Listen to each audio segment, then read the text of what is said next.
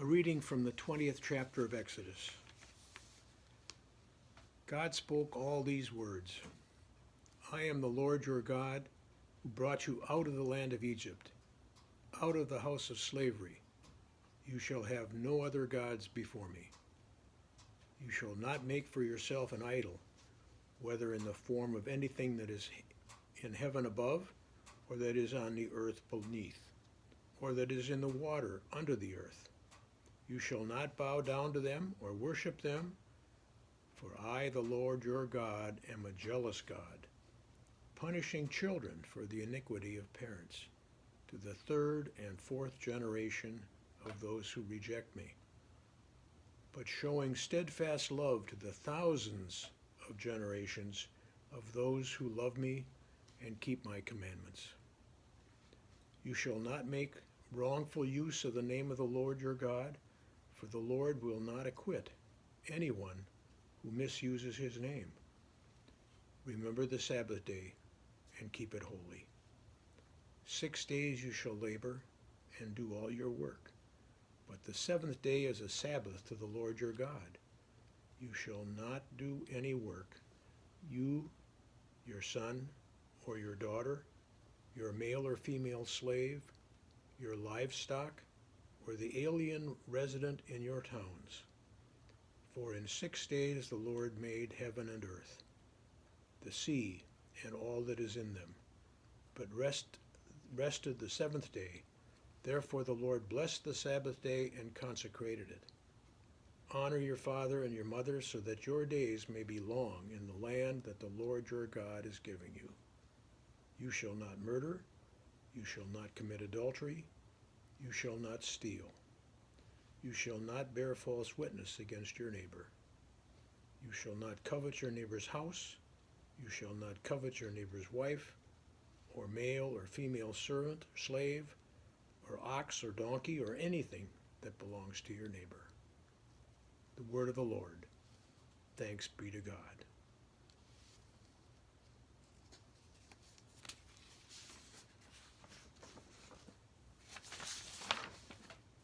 A reading from Psalms. The heavens declare the glory of God, and the sun proclaims its maker's handiwork. One day tells its tale to another, and one night imparts knowledge to another.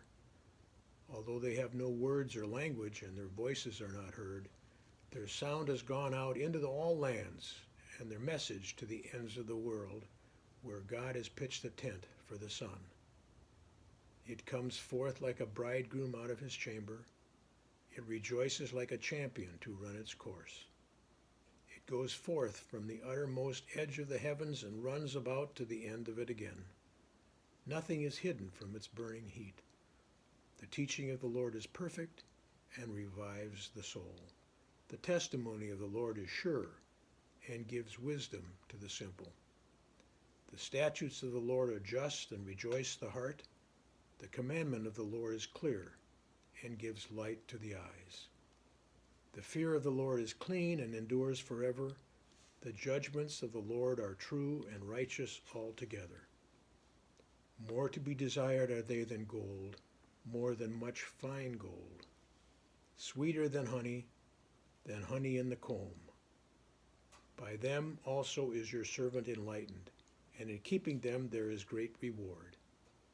Who can detect one's own offenses? Cleanse me from my secret faults. Above all, keep your servant from presumptuous sins. Let them not get dominion over me. Then shall I be whole and sound and innocent of a great offense. Let the words of my mouth and the meditation of my heart be acceptable in your sight, O Lord, my strength and my Redeemer. The word of the Lord. Thanks be to God.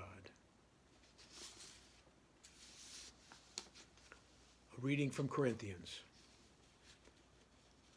The message about the cross is foolish to those who are perishing, but to us who are being saved it is the power of God. For it is written, I will destroy the wisdom of the wise, and the discernment of the discerning I will thwart. Where is the one who is wise? Where is the scribe? Where is the debater of this age? Has not God made foolish the wisdom of the world? For since in the wisdom of God the world did not know God through wisdom, God decided, through the foolishness of our proclamation, to save those who believe.